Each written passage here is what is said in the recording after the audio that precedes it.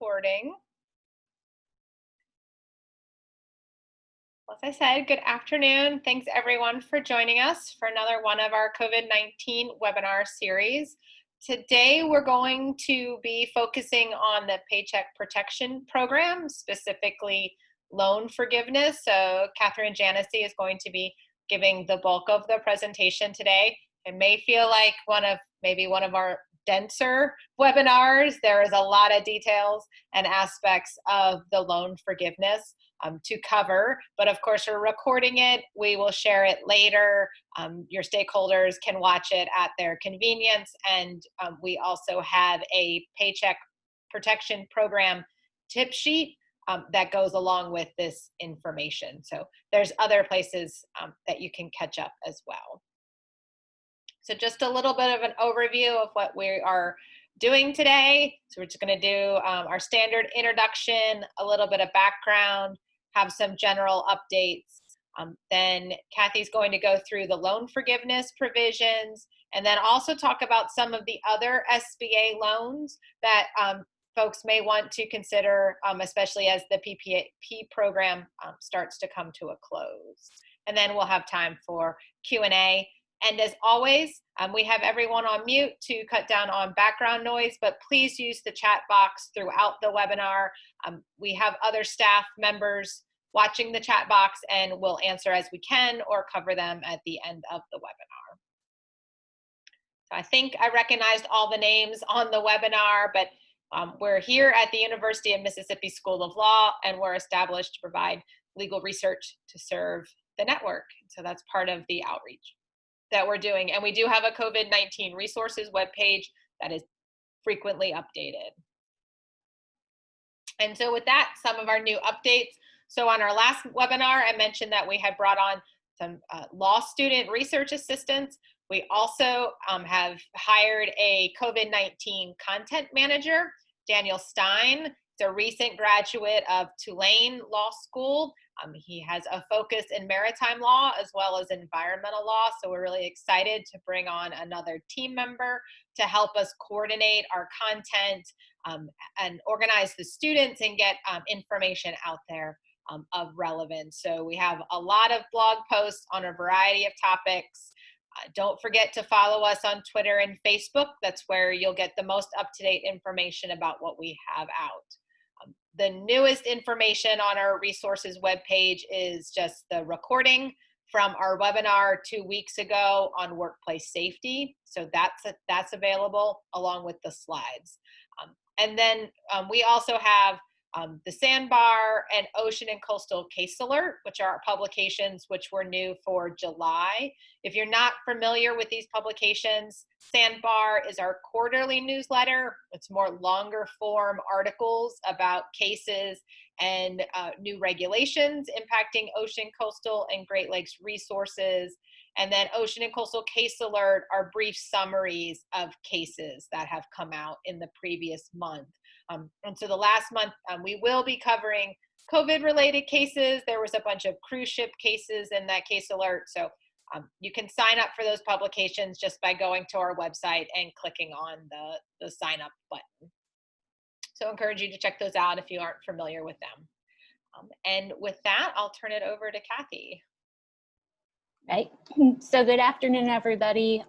As Stephanie said, you know, this may be a little dense. I apologize for math in advance. We have some math we have to go through, but we tried to make this as broken down as easily as possible. And as Stephanie said, we have a tip sheet on our website that covers all of this information in more detail.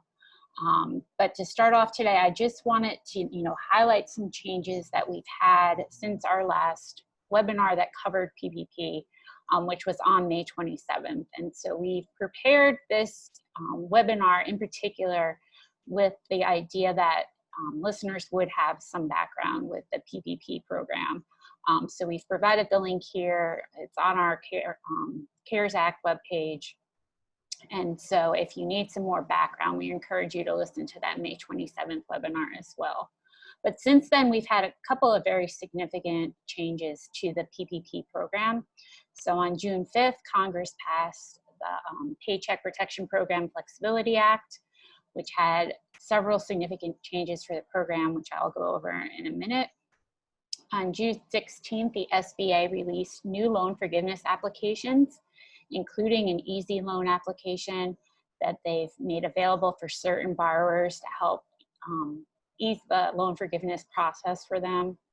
July 4th, they reauthorized the PPP, and because the application deadline was originally June 30th, through that act, they extended applications. So applications are still being accepted now through August 8th.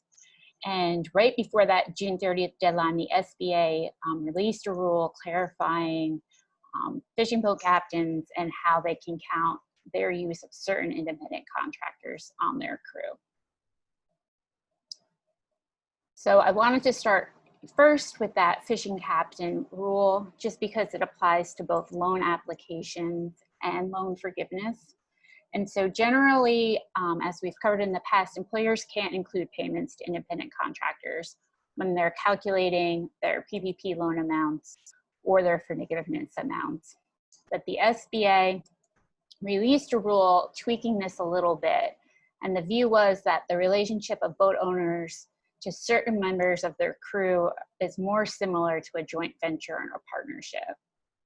And so this rule applies to fishing boat owners or operators that engage in catching fish or aquatic animal life, and they hire one or more crew members that are regarded as independent contractors under a certain provision of the tax code 3121B20. And so those specific independent contractors, the captains can include in their PPP loan amount. So to qualify for that, the crew member had to have been paid with a share of the proceeds of the catch, and they cannot generally receive anything else in compensation besides that share of the catch. They can be paid for smaller amounts for things like if they cook or an engineer on the boat, they can get a smaller payment, but generally that's the only payment they can receive.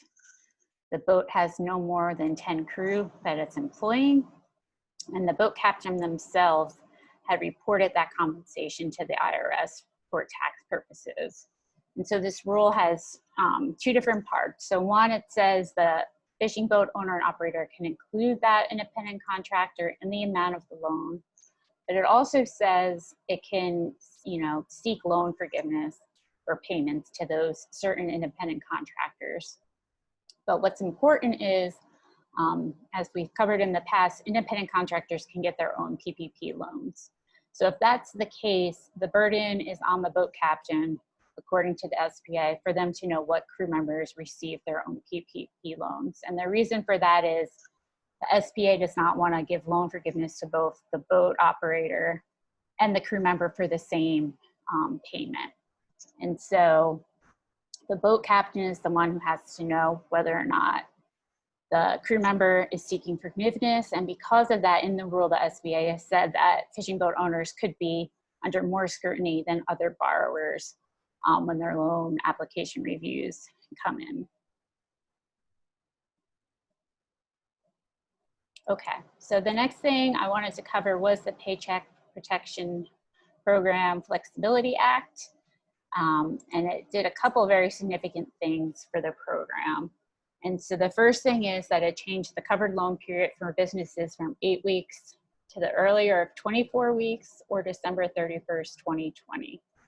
And so those borrowers who already had loans before June 5th, which is the date the law was passed, can choose to retain that 8-week covered loan period or choose a 24 one. And then anyone else who's taken a loan after that June 5th date is now going to have that 24-week covered loan period. The second thing the act did was change the requirement that said at least 75% of the forgivable amount had to go to payroll. It lowered that amount to 60%. So that gives more flexibility for borrowers to use more of their loan on non-payroll expenses. Importantly, it did not change what the eligible and forgivable expenses were at all. So it still remains that mortgage interest payments, these payments and utility bills attached to the business. The Third thing it did would say that loans dispersed after June 5th have a 5-year maturity date. Previously, the CARES Act said that it would be a 2-year loan. And so for those borrowers who have, again, that loan before June 5th, can work with their lenders to extend it to that 5-year. But we are now seeing that borrowers could have 2 different lengths for their loans. And then importantly, some of the safe harbor provisions that we've talked about on other webinars got extended to December 31st, 2020. And so for those businesses who are unable to get back to their level of business activity by the initial June 30th deadline, now have till December 31st to take advantage of those provisions. And I'll cover them in a little more detail later in the webinar. So where does that leave us today? And I've noted here that this is as of today because the PPP has been changing a lot since it was initially passed. So as I said quickly, applications are still being extended. Borrowers now have to August 8th to get a loan. The businesses still have had to have been operating as of February 15th of this year, have less than 500 employees. And again, it includes smaller nonprofits, sole proprietors, independent contractors, and other people who weren't always necessarily eligible for other SBA programs.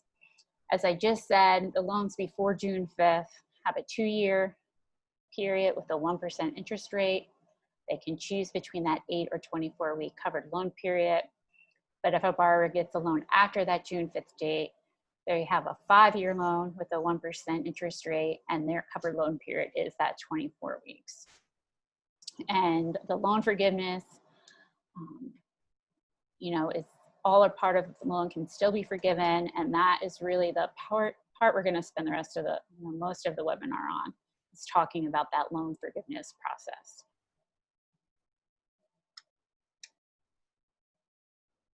Okay, so how does a borrower get their loan forgiven?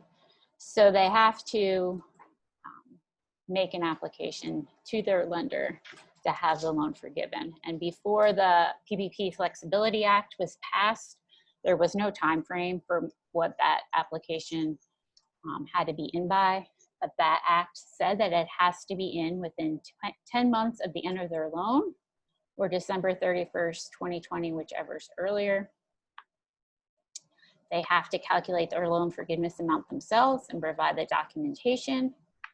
And the payments on the loan are deferred until the decision on the loan forgiveness is made. So they don't have to make any payments until they know how much of their loan will be forgiven.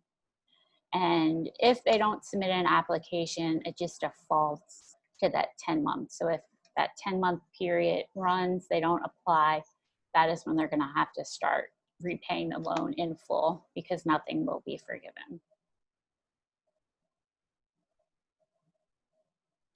So on June 16th, as I said, the SBA updated both its standard loan forgiveness application form and then released the second form, which is known as the Easy Loan Forgiveness Application.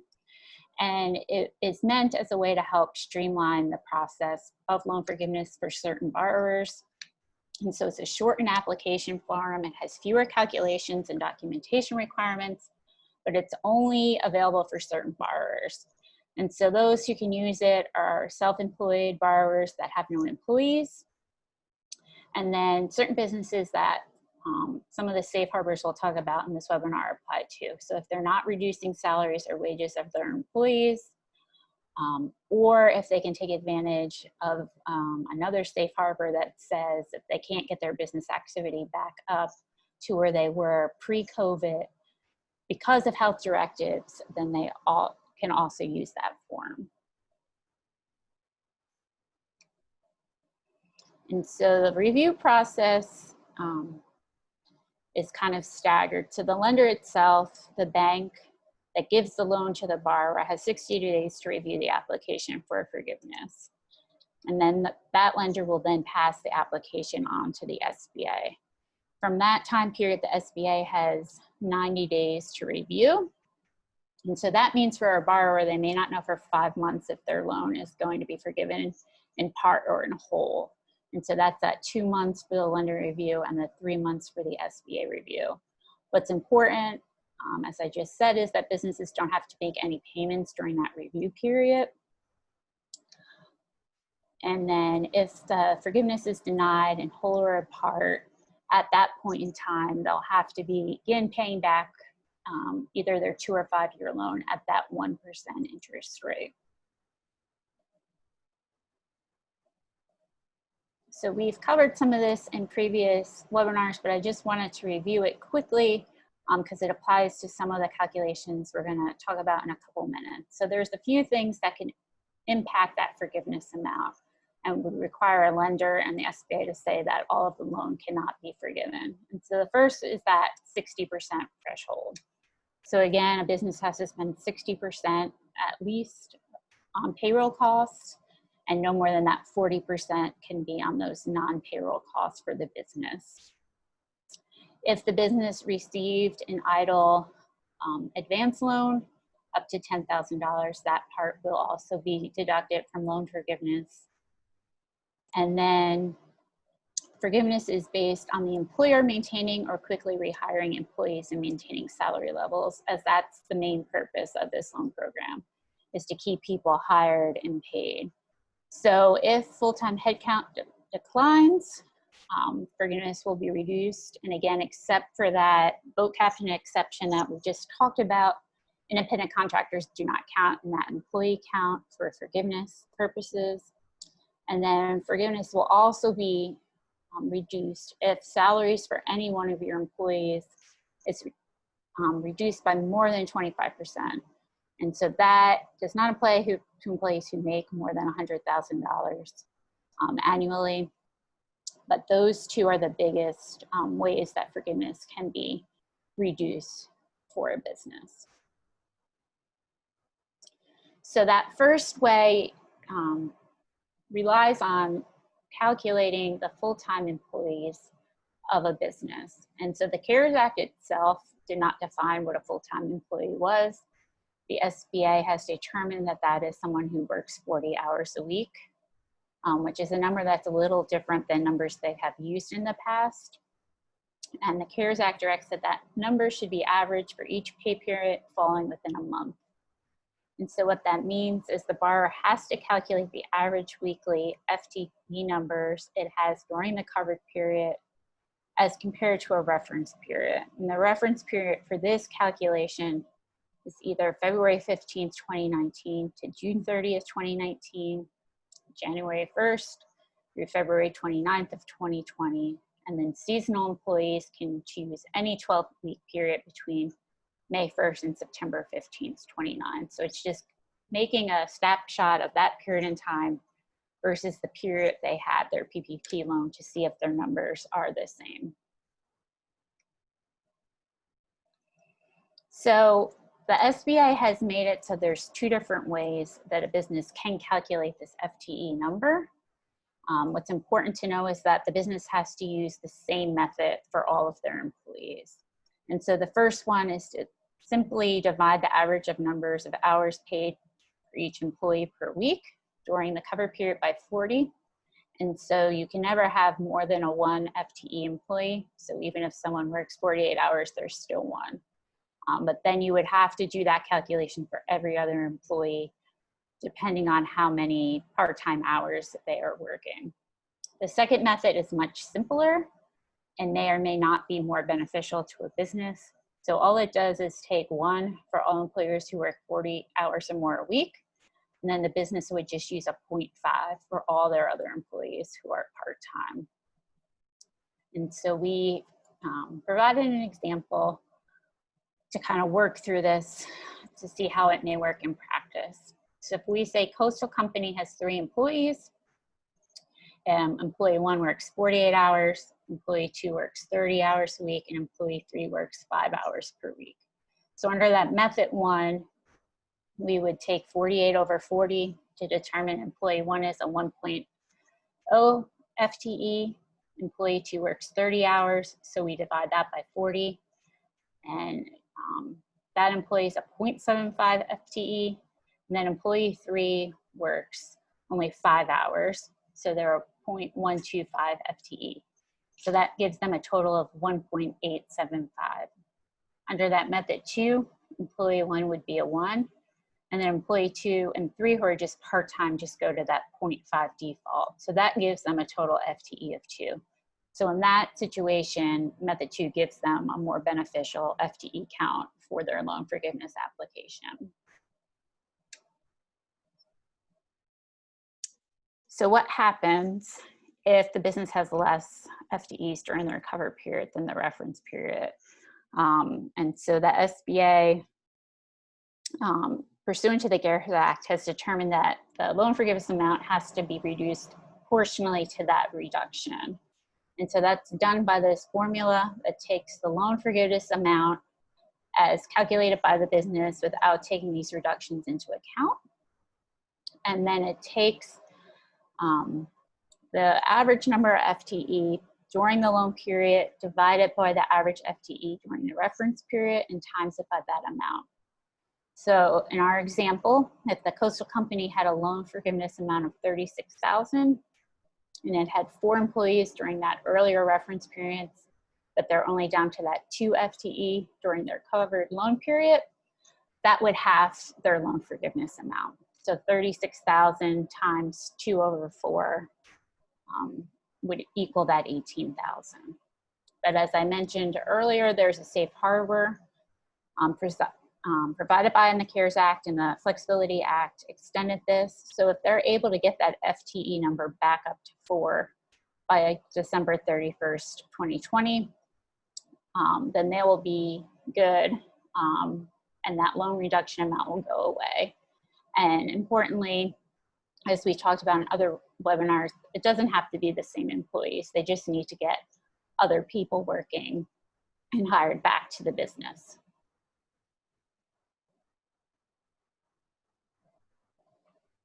So the second way, the loan forgiveness amount, oh my God, there we go, is through salary reductions for a business's employees. And this one works a little differently. So the CARES Act said, nope, next slide, there you go. You know, if any employee has their salary reduced by more than 25%, that's going to impact the loan forgiveness amount. That only applies to certain categories of employees. So new employees hired in 2020, and then any existing employees that didn't make more than $100,000. And so those ones are kind of taken out of this calculation. And so if the reduction is more than 25%, the loan forgiveness amount will be reduced by the total dollar amount of that reduction that's in excess of that 25%. And the reference period here is January 1st through March 31st, 2020. That same safe harbor applies, so the business can avoid the forgiveness reduction as long as the business restores salary or wage amounts by December 31st to what they had on February 15th, 2020. So using the same company as an example, during their reference period, the coastal company paid employee 1, we're going to call her Sally, $1,200 a week. But due to COVID, they had to reduce her wages to $800 per week during its covered period.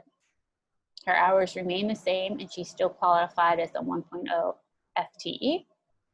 So 25% of Sally's reference period wages is $300. Her wages were reduced $400 per week from the reference period to the cover period. And so that amount exceeds the 25% threshold. So what Coastal Company has to do is reduce its loan forgiveness amount by $100, which is equal to the amount of the reduction over the 25% threshold for 8 weeks, which results in that amount of $800 that they'll have to take off their loan forgiveness amount. And so if Coastal Company is able to get her back up above that 25% threshold, by December 31st, 2020, that would not apply to them. But if they're unable to do so, then they're gonna have to reduce their loan forgiveness amount.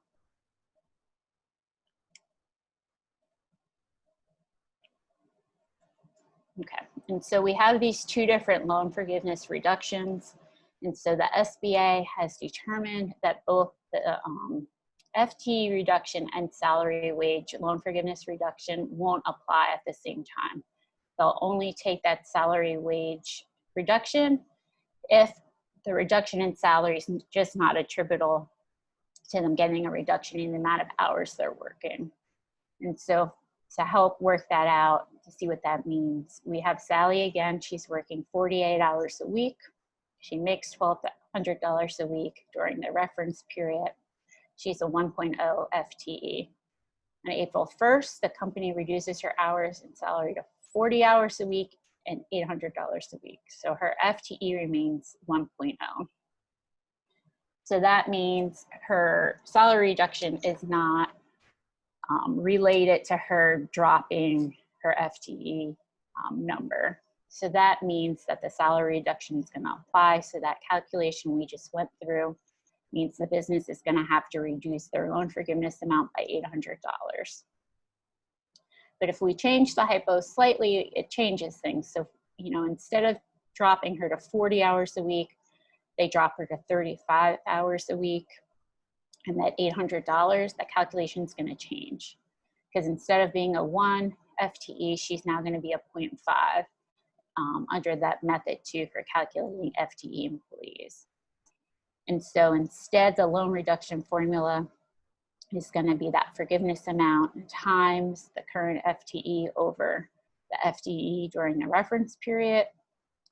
So Coastal Company's 36,000 now is multiplied by 1.5 over 4, which results in a total loan forgiveness amount of 13,500, which is a reduction of that one that we talked about earlier, a few slides earlier, that only dropped them to 18,000.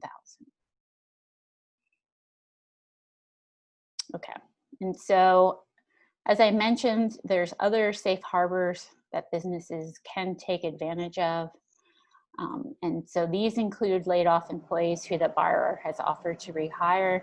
We've covered that safe harbor a couple times in previous webinars. And so if the company is making a written offer to rehire, the employee refuses to come back, it's documented. The employer is not going to be hurt by them lowering their FTE numbers. Other ones that are new is that the employees who have been fired for cause, voluntarily resign, or voluntarily request a schedule reduction are also not going to be counted against the business if their FTE numbers go down. And then the final one was in the Flexibility Act, and it says that if a business can't go back to their February 15th, 2020 level of business because they're complying with federal guidance on worker and customer safety that's been issued either by HHS, CDC, or OSHA, then they are also exempt from the loan forgiveness reduction and won't be hurt if their numbers go down with employees. Okay, so just to wrap up the forgiveness portion of the webinar, with the new loan applications, the SBA has given us a little more details about the documentation that will have to be used when a business is submitting their loan forgiveness application. And so at a minimum, a borrower is going to have to provide payroll documentation that verifies the eligible cash compensation and non-cash benefit payments that they're giving to their employees. So this can include bank account statements, tax forms, payment receipts, canceled checks, etc. That would kind of, you know, prove that they've made those payroll payments. FTE employee documentation that supports the average number of FTE employees that they're claiming in their application.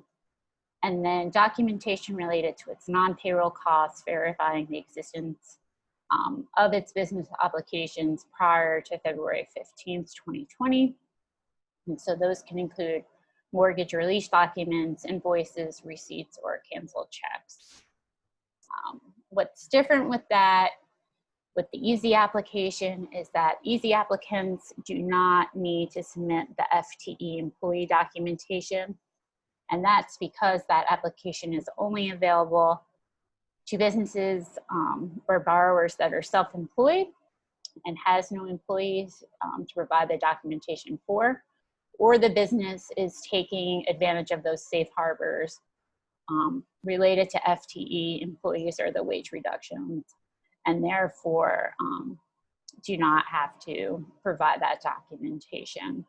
And then regardless of whether a business is using the standard application or the easy application, they have to retain the records related to their loan and their loan forgiveness application for 6 years. And so they can't just get rid of everything. They have to keep it in a file in case at any time the SBA comes back and wants to look at it. Okay. Kathy, So, yeah. real quick before you get, I just want to let people know, I see messages in the chat box, but something's happened with my computer. I can't respond without moving the slides. So I've recorded them and we'll get back to you by email if you don't hear. Okay. So just to wrap up quickly, we wanted to cover for people some SBA loan programs that aren't the PPP. And so we wanted to provide some background information on the 7A loan program, which is an umbrella term for 8 different loan types that are meant to meet the needs, many different needs that a small business may have. The SBA COVID response and the CARES Act is really focused on the PPP and EIDL programs. But we just want to remind everyone that this 7A loan program also exists. And these funds can be applied to a more wider range of business costs. They have a controlled interest rate system, and they're provided through approved lenders like the PPP program.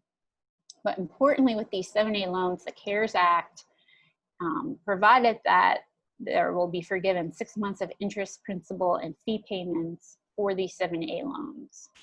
And so for any loan that's dispersed under this program before September 27th, 2020, the business not only doesn't have to make the payments for 6 months, but the SBA themselves is making the payments. So it's not a deferment.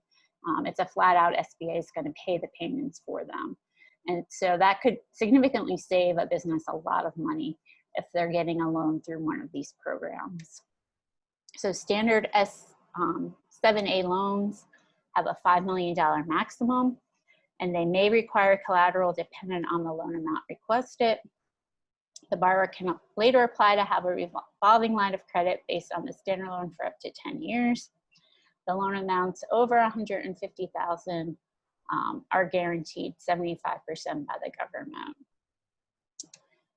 The small loan is similar to the standard loan with very similar terms, but again, it's capped at a $350,000 max. Both the standard and small loan 7A loans have a 5-day business day turnaround for when the SBA will decide if the business is eligible for the loan. And then the SBA Express loan gives a decision within 36 hours. They're only for loans for $350,000. They're only guaranteed up to 50% by the government, and the credit decision and the interest rate will be set by the lender themselves, not the SBA.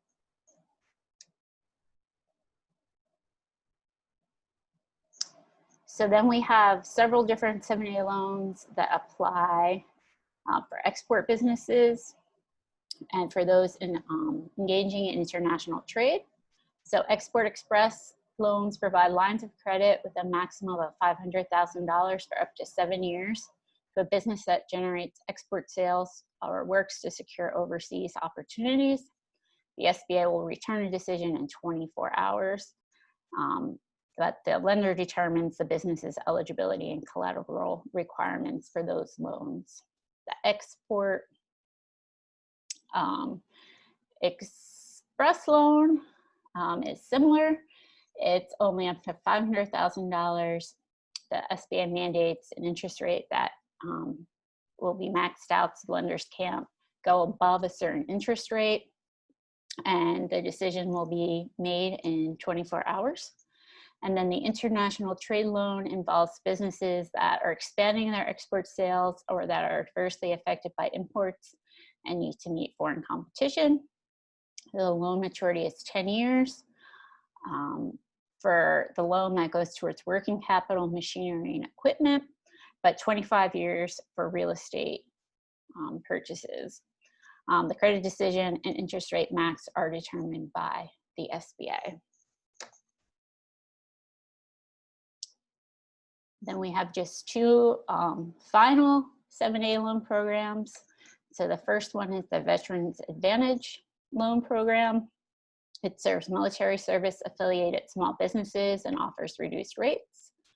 And the Capline program is an umbrella of line of credit meant to meet the short-term and cyclical needs of small businesses. They're meant for seasonal needs, performance of assignable contracts, building and renovation, and then working capital for those not able to qualify for long-term capital funding. And so I think that's the end of our presentation today. So we're happy to answer any questions. And thanks for listening. Yeah, and I would also mention that yesterday we had a blog post from one of our student research assistants on the SBA 7A loan programs. Right, Kathy? That came out yesterday. Yeah, so if you want more information about those, especially because there is that 6-month payment by the SBA of qualified borrowers, we wanted to get more information out about that. Yeah, so we'll give folks a minute or two to add questions in the chat box. As I mentioned, something happened with my screen. I'm not able to type back answers right now, but we will follow up by email with some of the folks that have sent chats in so far. But if anybody has any questions, we're happy to answer them. As always, if questions come up outside of the webinar, you can contact any of the National Student Grant Law Center attorneys at any time with your questions that you may be hearing from your stakeholders or others. As you may know, Congress is in negotiations about another potential round of legislation for COVID relief. I know there are some proposals floating around about the PPP program and maybe turning them into grants and not having to go through the application process, but there are significant concerns about fraud for that. So we don't know what Congress may do, but we are continuing to follow the legislation. Well, with that, looks like I don't see anything coming in. So thanks again, everyone, for joining us. And we really appreciate it. Our next webinar will be in 2 weeks. So the first week of August, we'll send out more information about the topics that we're going to cover then as we get closer. So thanks, everyone.